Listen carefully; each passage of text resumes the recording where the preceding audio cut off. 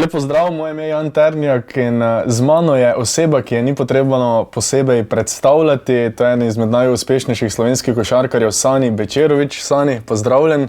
Pozdravljen, Jan. V času tvoje kariere smo naredili kar nekaj izjav za medije, ogromno konferenc je bilo, ki smo jih skozi dala.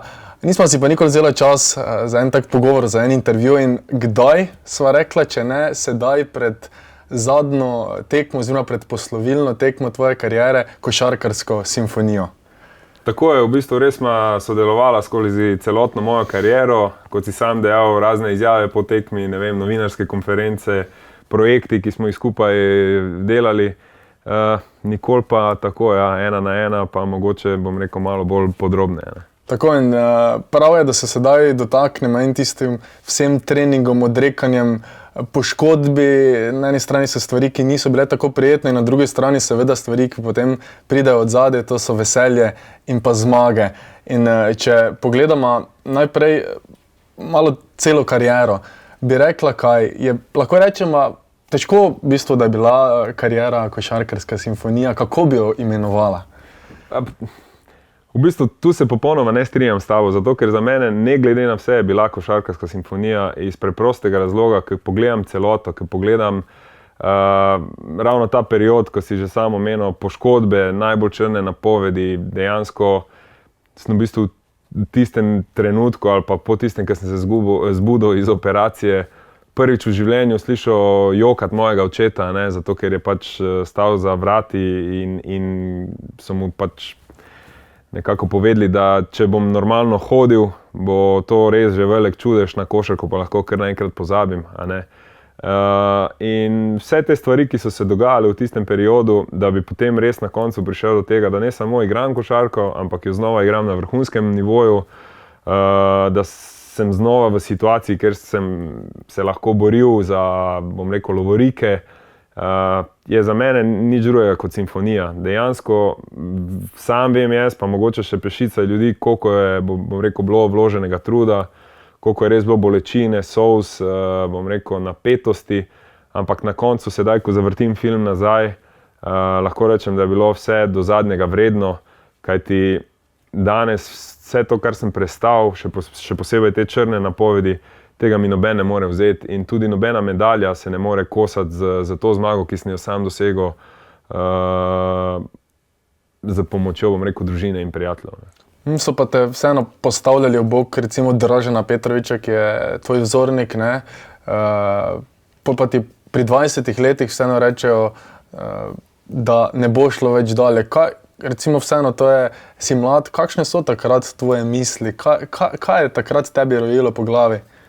Pa v bistvu vsi tisti, ki me poznajo in ti me dobro poznaš, veš, da ne sprejemam poraza ali pa ne sprejemam ne za odgovor oziroma vse te črne napovedi so mi samo dale še bolj večjo motivacijo, še večji zagon, da vsem tem ljudem pokažem, da od 100 primerov, ja, mogoče imate prav, ampak jaz sem 101 primer in ne bom pustil, da se kar tako vdam v sodo, ne bom pustil, da bom rekel na koncu vi zmagate s svojimi napovedmi in dejansko je bilo to tisto, kar me je še bolj gnalo. Torej, prvotna ideja je itak bila, da se samo vrnem igrati košarko in že s tem dokažem, da je z voljo, z odrekanjem, zopet ponavljam, z neko ljubeznijo in pomočjo družine vse možno. Ne?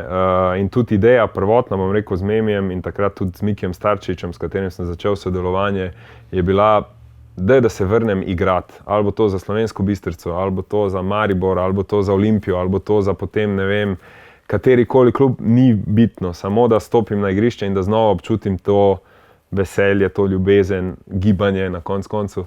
In potem, ko so se stvari začele odvijati, bom rekel, je še v ekipo stopil Srdjan Đorđević, dodali smo še dr. Rasto Štoka, ki so potem res skrbeli v celoti za moje zdravje, za mojo pripravljenost in za moj povratek. Se je potem res zgodila zgodba o bom rekel, lahko rečem, res čudežnem povratku, no, in pa uspehu na koncu.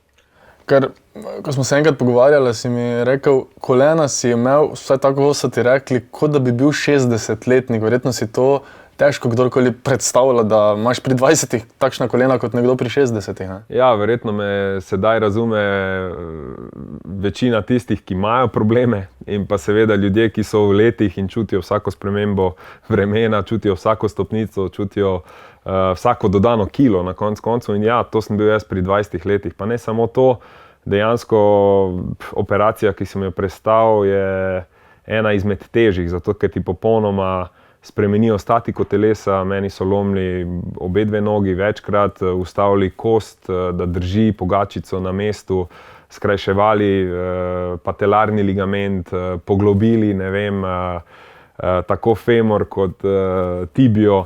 V bistvu res so naredili, ne vem, medicinski čudež, ampak vse z idejo, da bi lahko normalno hodil in bil brez bolečin, ne. In zaradi tega, potem ko je operacija bila enkrat končana, so mi rekli, gledajte, to bo res veliki čudež, če bo pač normalno vse tako, kot mora biti. Jaz sem šel še korak dalje, potem, ker sem res za pomočjo vseh teh ljudi najdel načine, kako, bom rekel, narekovajih obnavljati to tkivo, skrbeti za njega.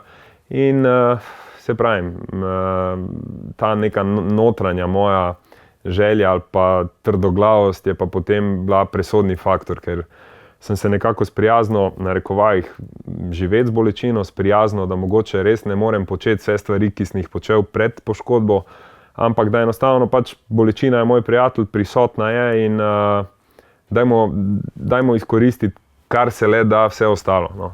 Koliko je bilo operacij, sploh veš, koliko si imel posegov? 13 je bilo, mislim, da 11 na levi nogi, pa 13 na desni, tako da je kar precej tega. Ja, rekel si, vsaj da se vrneš na igrišča, ne vem, če se spomniš, enkrat smo se pogovarjali, jaz kot mulc sem tudi igral košarko in takrat si se vrnil na eno tekmo v Slovensko Bistrico po tisti poškodbi. Jaz se točno spomnim, imel si take zlate teniske, nič ti ni šlo in na pol tekme si poslal vse nekam in šel iz igrišča dol, ne. Koliko je bilo takrat tistih trenutkov, ko bi lahko rekla, ko si želel odnehati? Trenutka, ko sem želel odnehati, sta bilo samo dva. In sicer prvič, ko so me po dvomesečnem ležanju v bistvu v posteli postavili na noge in so mi rekli, naj pomigam za prsti.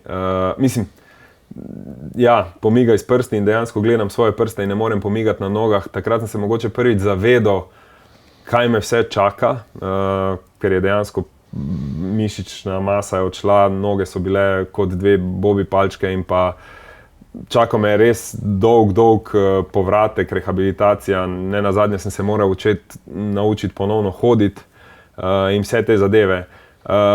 Dejansko edini trenutek v celi moji karieri, ki pa sem podvomil to, da se ne bom mogel vrniti, je pa bilo, ko so mi v bistvu ugotovili bakterijo, da imam sepso pravzaprav in da lahko ostanem brez obeh nog. In v tistem momentu, ko so me potem začeli nekako zdraviti z antibiotiki, kjer sem prestal ponovno 2 operacije, da so vse to očistili. No, takrat je pa v meni samo obstajala želja, da bi bil normalen 22-letni fant, ki je zdrav in ki se ne rabi vlačiti po bolnicah vsake 3-4 mesece in doživljati razne črne napovedi. Po tistem momentu pa, bom rekel, sem nekako po 6-5 mesecih ravno s pomočjo, tako kot sem prej dejal, ne vem, družine Mikija Starčevića in pa Srdžana Đorđevića ponovno nekako dobil tisto voljo, dajmo pa še zadnjič probati, no. Če nam uspe, super, če nam uspe, pa lahko sam pri sebi rečem, da sem dejansko res naredil vse, kar je v moji moči, da se vrnem igrati košarko. Tudi moškim je dovoljeno jokati, oče je jokal takrat. Kolikokrat si ti se zjokal, recimo, skozi tako, koliko si dal to ven iz sebe? Pa v bistvu ne dostikrat, oziroma mogoče sedaj, ko pogledam nazaj, premalo krat, koliko bi moral, zato ker vse te frustracije, bilo jih je ogromno, kot si sam dejal, pač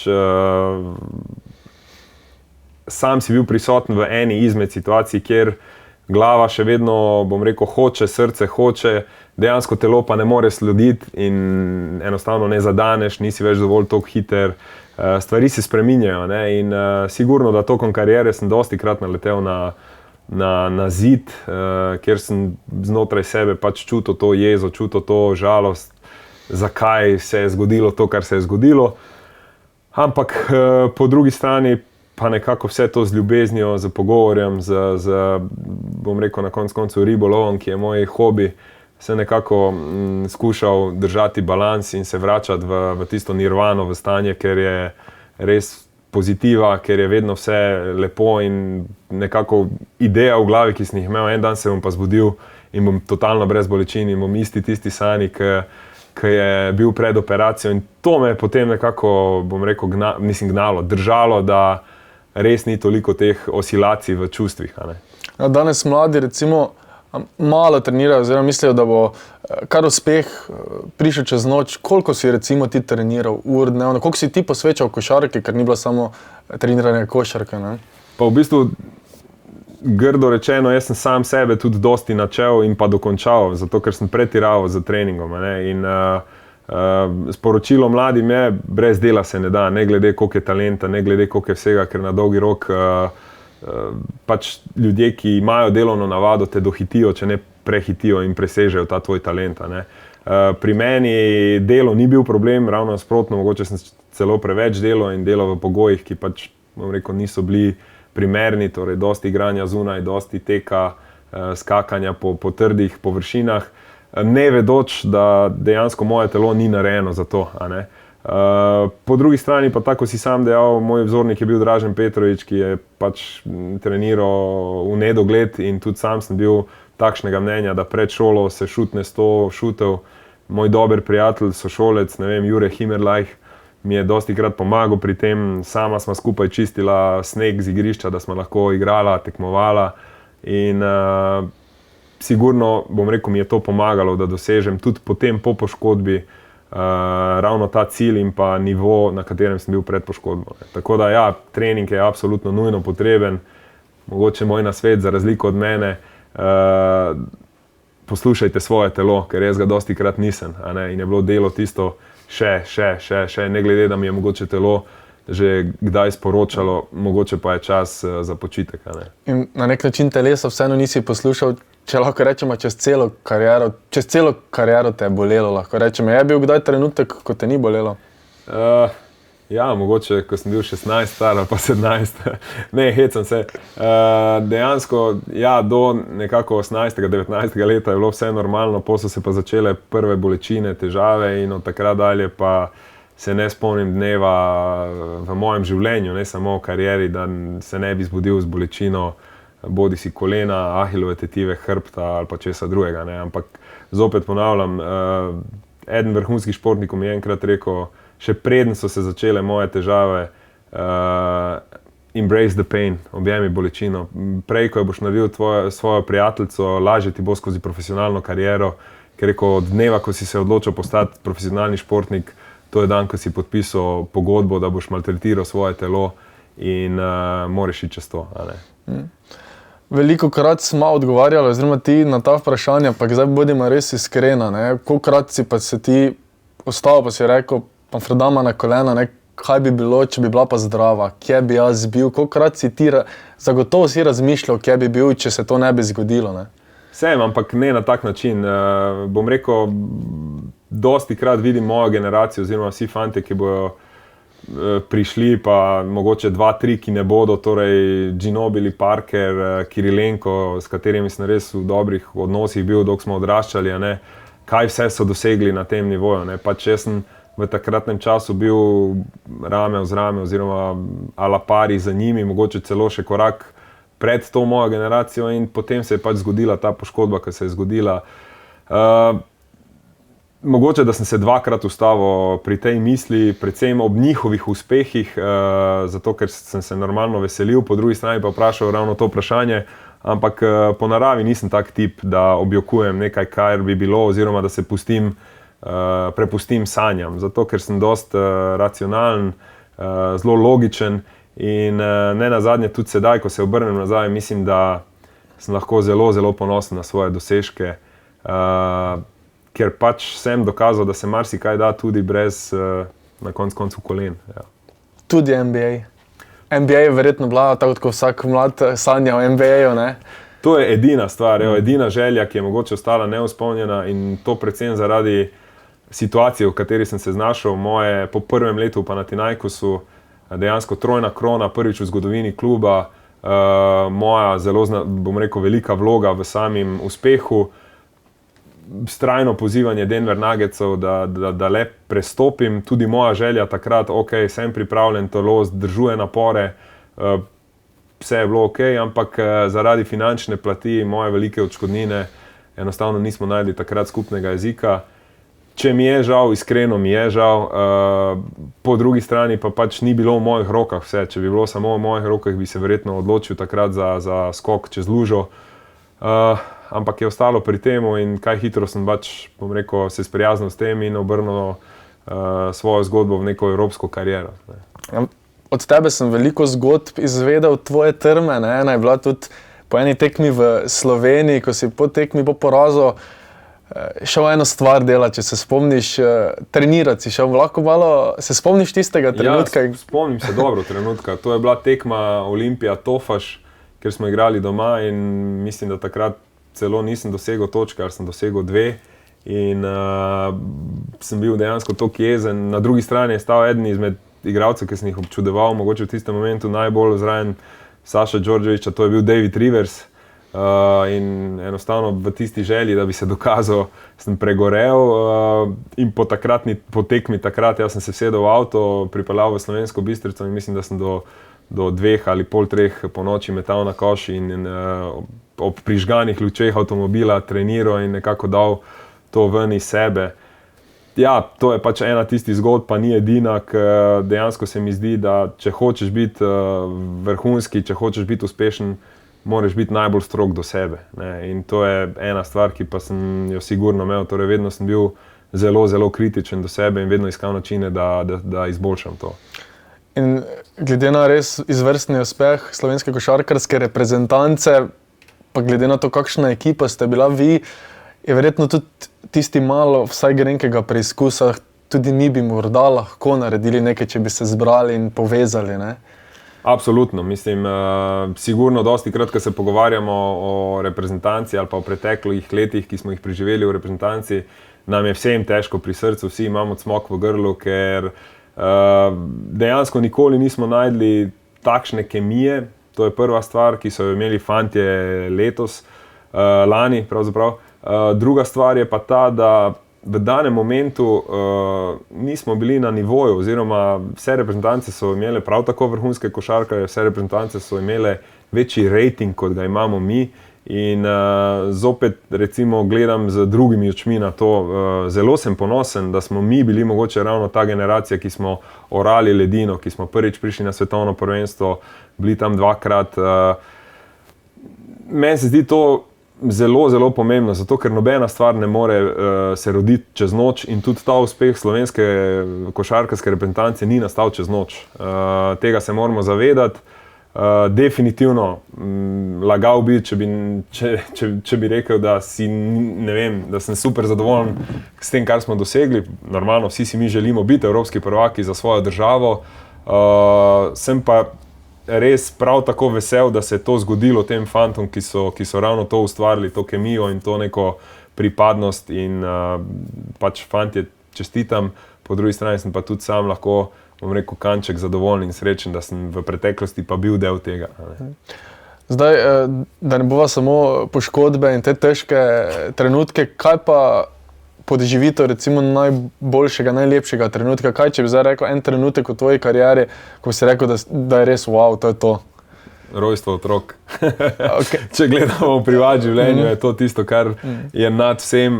Drugače pa sigurno naslov evropskih prvakov z Panathinaikosom, naslov evropskega prvaka za slovensko reprezentanco do 20 let. Prav tako uvrstitev na svetovno prvenstvo na Japonskem je za mene tisti Beograd. Mislim, da je najlepša stvar, ki mi se je zgodila v lifeu, ker sem celo življenje, bom rekel, cel teden doživljal to neko enotnost, pripadnost, videl valove ljudi, kako grejo proti Pionirju. Prav tako se je ta zgodba za mene nadaljevala v Turčiji in to so tisti momenti, ki nekako so mi ostali pri srcu. Jih je še ogromno, zato ker lovorik je bilo res dosti. Ampak če moram izpostaviti nekako res posebne trenutke, so sigurno ta dva povezana z slovensko reprezentanco, z navijači, ki so nam dali to podporo in tisto, bom rekel, občutek, da nekomu pripadaš. Ne. In lahko rečemo, to na koncu verjetno odtehta vsa odrekanje, ves trud in vse, kar si dal, verjetno ravno ti trenutki, ki so te osrečevali oziroma te dvigovali. Absolutno. Bom rekel, še danes se spomnim vsake vožnje proti dvorani Pionir, ko so mi, bom rekel, dlake stale, ne vem, 1 meter po konci, ker dejansko vidiš ljudi, kako z vnemo grejo proti dvorani in ko smo stopili v prepoln Pionir in ko je odmevalo Slovenija, pač tega se res ne da opisati in verjamem, da tega tudi nisem doživel potem skoraj dan nikoli. Ne. Si spal pred tekmami takšnimi lahko? Kako si imel recimo to? Pa po naravi, zopet tisti, ki me poznajo, vejo, da sem dosti samozavesten. Sem nervozen, sem eksploziven, ampak sem dosti samozavesten in zato ker dejansko, ko si enkrat na prvenstvu, vse tisto, kar je moralo biti narejeno, je že moralo biti narejeno prej. Tam si, tako si. In edina stvar, za katero sem vedno, bom rekel, molil, je bila to zdravje. Torej, da bom ja v tistih 7-10 dneh zdrav. In pač nažalost na svetovnem prvenstvu v Turčiji nisem bil zdrav, ampak vseeno je nekako, bom rekel, za pomočjo fizioterapeutov, zdravnikov in pa tudi želje, ker je bil memi selektor, zneslo, da odigram to prvenstvo. Drugače na samem prvenstvu sem pa vedno zelo miren, tudi pred velikimi tekmami. Imam svoj ritem, res redko, da mi se je dogajalo v karieri, da ne bi mogel spati zaradi vzhičenja ali pa navdušenja.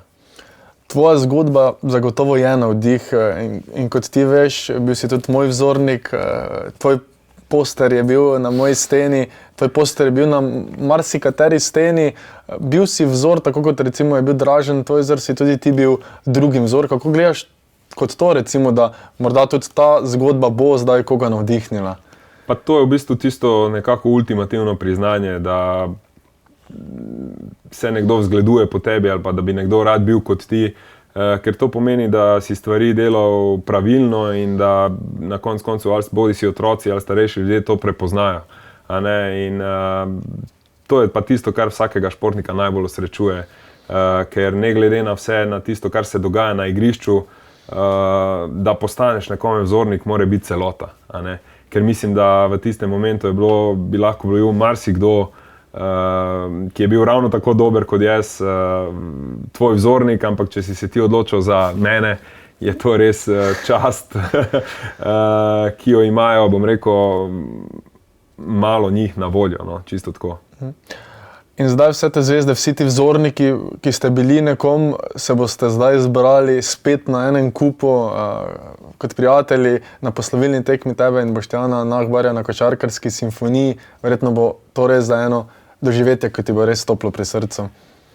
Tako je, pač že samo dejstvo, da so se vsa ta imena odzvala, je enako tistemu, kar sem prej govoril, da si vzornik za 5-letnega, 10-letnega, 15-letnega otroka.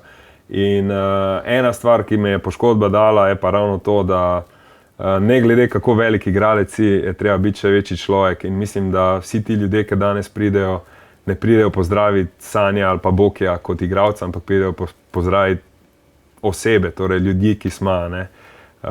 In to je pa še tista, bom rekel, dodana vrednost ali pa toplina pri srcu, ker kogarkoli od njih smo poklicali, je na prvo zagrabil. Seveda pridem, upam samo, da mi bo čas dopuščal, oziroma da ravno takrat ne bomo z reprezentanco, da ne bomo za klubi in tako dalje. In mogoče, če bi še počakala 2-3 leti, bi lahko ta zvezdniška zasedba bila še toliko večja, ker bodo nekateri ravno ti, ki manjkajo, končali čez leto ali 2. Kakšen bo ponovno občutek stopiti pred ljudmi? Vemo, ko si končal kariero s tistimi radnimi tekmami, je bil en cmok v grlu, ni bilo več tistih potovanj, stavi se vse, zdaj boš mogoče spet stopil in spet morda podoživel neke občutke. Pa edini občutek, ki ga bom podoživel, je ta nasmeh, ki ga imam že zadnjih 5 dni na ustih. Mislim, da ne morem opisati z besedami, pač občutek, ki ga bom imel dejansko, ko bom za vsemi temi legendami, na koncu tudi mojimi vzorniki, stal na tistem parketu Stožic, upam, da pred polnimi Stožicami in se še enkrat zahvalil pač slovenski publiki, vam, medijem in dejansko vsem, ki bodo prisotni na tem, bom rekel, velikem dogodku. In tudi z Boštjanom Nahbarjem, ki imata eno verjetno posebno zgodbo, spoznala sta se na poseben način, verjetno ti je tudi lažje, da zaključuješ na tak način z nekom, kot je on. Absolutno. Mislim, da če bi lahko izbiral s kom, sta tu samo dve osebi. Ena je Primož Brezec, ki je pač pred parimi meseci nas prehitel, druga je pa Boštjan Nahbar, s katerim smo se pa res potem odločili, da ta projekt speljemo skupaj, da se na skupen način poslovimo in dejansko uradno odidemo v košarkarski pokoj. Sani, najlepša hvala za tvoj čas, hvala za tvoje iskrene odgovore. Upam, da bo tvoja zgodba še marsikoga premaknila na bolje in se vidimo na Košarkarski simfoniji. Hvala tebi in res upam, da se vidimo na Košarkarski simfoniji.